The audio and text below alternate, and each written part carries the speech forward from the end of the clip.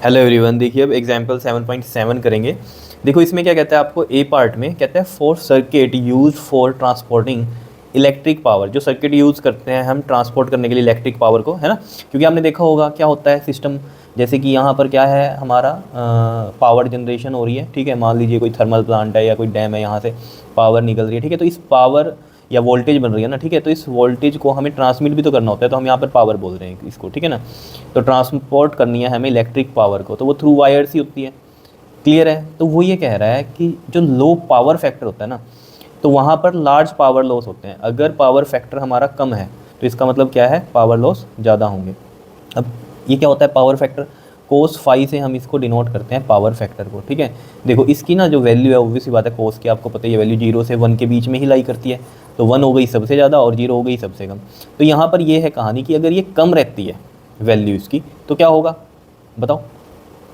अगर वैल्यू क्या रही हमारे पास, कम रही, ठीक है, इसकी कोस फाई की, तो क्या होगा हमारे पास, पावर लॉस ज़्यादा रहेंगे। उसका कारण है, उसका कारण समझो ज़रा। देखो यहाँ पर है कोस फाई पावर का हमें फॉर्मूला पता है, वी आई कोस फाई। अगर आपको याद हो E R M S I R M S cos phi मैंने आपको ड्राइव करवाया था, तो उसको मैं वी आई यहाँ पर लिख रहा हूँ। ये है R M S value voltage की और करंट की, ठीक है। कोई इसमें टेंशन लेने वाली बात नहीं है। तो कोस फाई क्या है, यहाँ पावर फैक्टर है।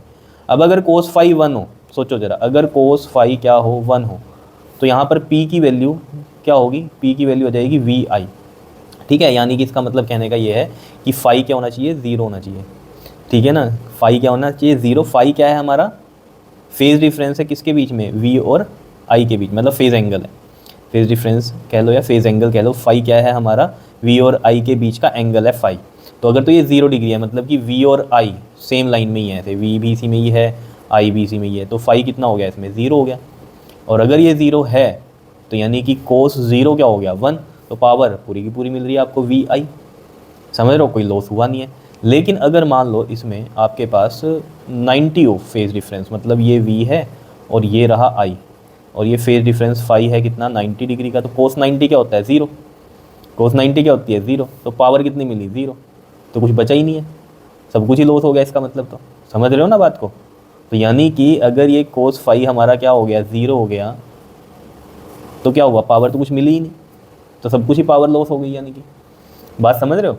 तो ये कहानी है कि अगर ये फैक्टर हमारा कम रहा तो पावर लॉस होंगे। जैसे मैंने कहा 0 है, सबसे छोटी वैल्यू कोस फाई में क्या है, 0 है। अगर ये कम है तो पावर लॉस होंगे, क्योंकि यहाँ पावर मिलेगी कुछ नहीं, तो यानी कि सब कुछ ही पावर लॉस हो गया। और पावर लॉस हम किससे देखते हैं वैसे, आई स्क्वायर आर से देखते हैं। किससे देखते हैं हम, आई स्क्वायर आर से देखते हैं। देखना अब कि कैसे। अब यहाँ से अगर मैं आई की वैल्यू निकालूँ तो ये देखो पी अपॉन में वी और कोस फाई जाएगा, ये बना। यहाँ पर मैं क्या कह रहा हूँ कि पी और वी हम कुछ फिक्स कर लेते हैं, ठीक है। कुछ गिवन वैल्यूज़ के लिए पी और वी हमारा वेरी नहीं करेगा, एक फिक्स होगा ये, ठीक है। जब ट्रांसमिशन भी होती है तो वोल्टेज फिक्स करेंगे और पावर को फिक्स करेंगे। करंट बढ़ घट सकता है, तो करंट किस पे डिपेंड कर रहा है, कोस फाई पे। Current is inversely proportional to cos phi. अब मैंने क्या बोला आपको, अगर कोस फाई कम रहा तो पावर लॉस होते हैं, है ना। तो कोस फाई अगर कम है तो करंट क्या होगा, ज़्यादा होगा। If cos phi is small then the current I क्या करेगा, इंक्रीज करेगा। और अगर करंट इंक्रीज करेगा तो पावर लॉस के लिए मैंने फॉर्मूला आपको बताया, आई स्क्वायर आर से देखते हैं। करंट बढ़ेगा तो पावर लॉस बढ़ेंगे, पावर लॉस ऑल्सो इंक्रीज, ठीक है। So it is clear that low power factor implies large power loss. क्या इतनी बात क्लियर है या नहीं है, ठीक है। तो ये सिंपल सी कहानी है जो आपको समझनी थी। मेन है कि कोस फाई की वैल्यू जो है ऑब्वियस सी बात है हमारी, कोस कोई भी कोस है वो 0 से 1 के बीच में लाई करेगा। और यहाँ ये कहानी क्या है कि अगर पावर फैक्टर हमारा क्या रहता है, कम रहता है, अगर पावर फैक्टर कम रहता है तो क्या होता है, हमें पावर लॉसेज होते हैं। जैसे कि मैंने एग्जांपल लिया कि सबसे छोटी वैल्यू लो 0, कोस फाई अगर 0 है वो किस पे होगा, अगर फाई 90 है, कोस 90 0 होता है। तो अगर ये वैल्यू 0 है तो ये पूरी टर्म ही नहीं 0 हो गई, तो पावर क्या मिली, 0। तो यानी कि सब कुछ ही लॉस हो गया, पावर लॉस उसी में बोल रहे हैं हम। समझ रहे हो इतनी बात, ठीक है। अब अगर ये 1 हो, अगर ये 1 हो जाए तो पी इक्वल टू वी आई, पूरी की पूरी पावर मिल रही है। तो पावर फैक्टर पे डिपेंड कर रहा है ना कि कितनी पावर मिलेगी आपको, ठीक है। अब यही कहानी अगले क्वेश्चन में उसने पूछी है कि power factor can often be improved. तो अगर कम है तो उसे हम इम्प्रूव कैसे कर सकते हैं, by the use of capacitor of appropriate capacitance in the circuit explain. तो यही ये चीज़ बोल रहा है कि अगर हम उसको इम्प्रूव करना चाहते हैं तो हम एक कैपेसिटर लगाते हैं। तो इसको भी एक्सप्लेन करो। पिछला तो समझ में आ गया ना आपको कि लार्ज पावर लॉस होते हैं ट्रांसमिशन में, एक्सप्लेन करो। तो ये मैंने आपको कहानी बता दी, ठीक है। तो अगर ये कम है तो करंट ज़्यादा होगा, करंट ज़्यादा होगा तो इस फॉर्मूले के अकॉर्डिंग पावर लॉस बढ़ेंगे, ठीक है। क्लियर है इतनी बात। और मैंने यहाँ पर मैथमेटिकली भी आपको बताया, अगर ये वैल्यू कम है, अगर मान लो सबसे छोटी ले लूँ 0, तो पावर तो 0 ही आई, तो पावर लॉस क्या है, सब कुछ ही पावर लॉस हो गया, पावर तो मिली नहीं हमें कुछ भी। ठीक है। चलो अब इस चीज़ को समझते हैं कि हमें कहा गया क्या कि अगर हम इसको इंप्रूव करना चाहते हैं ना पावर फैक्टर को, तो हम कैपेसिटर लगाते हैं। ठीक है, तो इसको देखो मैं दो तरीके से आपको समझाऊंगा। ये तो आपकी बुक में दिया हुआ है फेज़र के अकॉर्डिंग, और ये है मेरा जो कि मैथमेटिकली हम बात करेंगे। ठीक है, तो कोस फाई का एक फॉर्मूला और होता है आर बाई जेड। अगर आपने चैप्टर पढ़ा है तो आपको पता होगा। जेड क्या होता है? इम्पीडेंस। ठीक है, जैसे आर एल सर्किट है या आर सी सर्किट है या फिर आर एल सी है, तो उसके लिए फिर इम्पीडेंस लेते हैं, है ना। तो आर हो गया सिंपल रेजिस्टेंस, जेड हो गया हमारा इम्पीडेंस। तो आर अपॉन में जेड, जेड की वैल्यू होती है रूट में।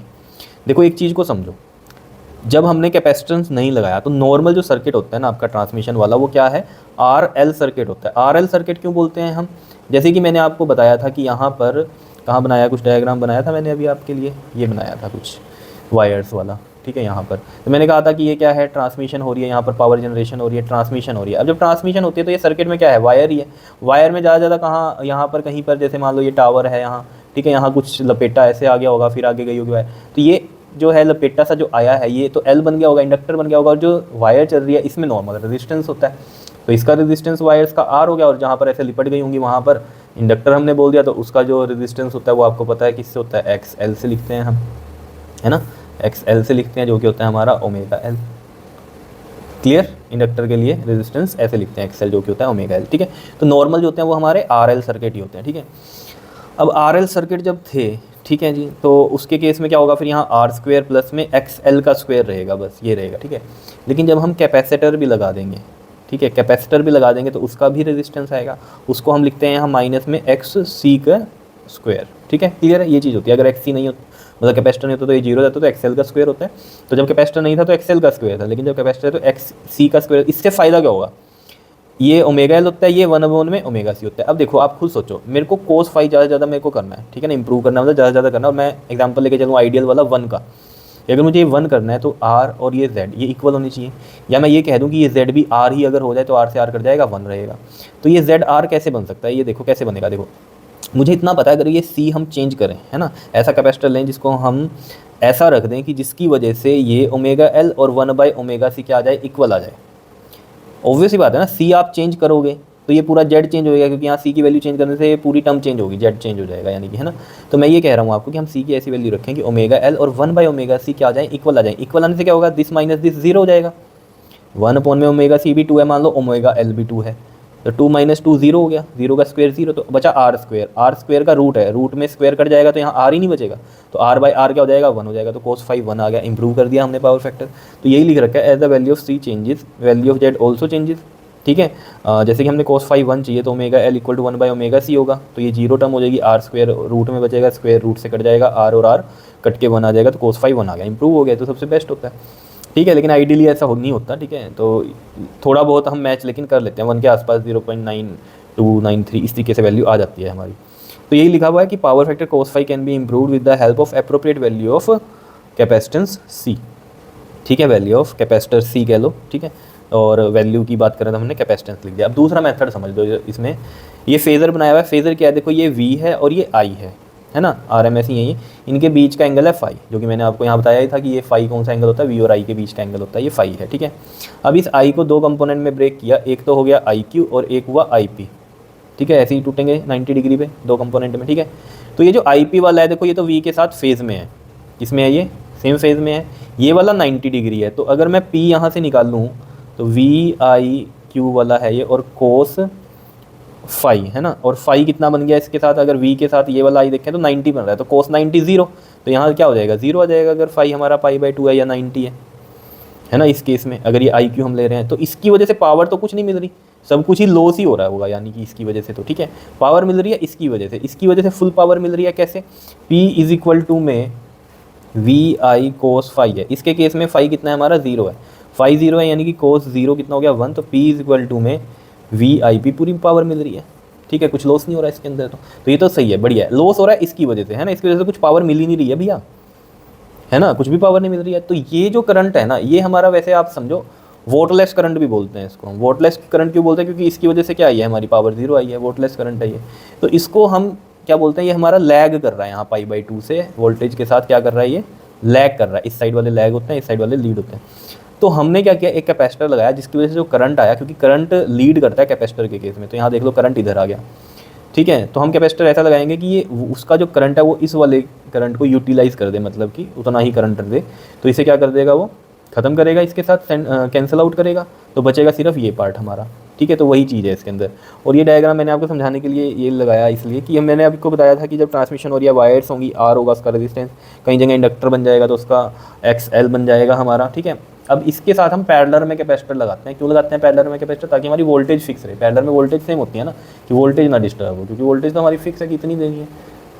तो ये पैरेलल में लगता है कैपेसिटर हमारा, ये भी याद रहनी चाहिए आपको बात। सीरीज़ में नहीं लगेगा, पैरेलल में लगेगा ताकि वोल्टेज डिस्टर्ब ना हो सर्किट की। ठीक है, क्लियर है। और इसका फ़ायदा क्या हुआ, उसने करंट को जो इधर लैगिंग था तो लीडिंग करंट बन के लैग वाले को इसने कैंसिल आउट किया, तो सिर्फ जो पावर जो मिल रही है हमें VIP मिल रही है और पावर लॉस हो ही नहीं रहा है। ठीक है ना, आइडियल कंडीशन में हम ये बात कर रहे हैं कि cos फाई क्या होगा इस केस में, cos फाई 90, मतलब फाई 90 है तो cos 90 0 है, तो यहाँ पावर कुछ मिली ही नहीं है हमें, यानी कि सब कुछ ही लॉस हुआ है। तो इसकी वजह से तो पावर ही लॉस हो रही है। यहाँ हमने देखा फुल मिल रही है पावर इसकी वजह से, क्योंकि IP इसी के साथ है, सेम फेज में, तो 0 एंगल है। cos 0 कितना होता है हमारे पास, 1 होता है। ठीक है ना, cos 0 क्या होता है हमारे पास, 1 होता है। तो वही कहानी है। तो इसकी वजह से तो मेरा, इसकी वजह से जो पावर लॉस हो रहे थे उनको हमने क्या किया, इस करंट को ही ख़त्म कर दिया, इस लीडिंग करंट से। तो ये था थोड़ा हमारा फेजर डायग्राम के अकॉर्डिंग। तो आपके समझ में आ गई होगी बात, क्लियर है? बताओ, आया समझ में? क्वेश्चन लंबा तो नहीं हुआ ज़्यादा, लेकिन अच्छा क्वेश्चन है, समझ के करोगे तो बहुत फंडे क्लियर होंगे आपके। क्लियर? ओके जी, थैंक यू।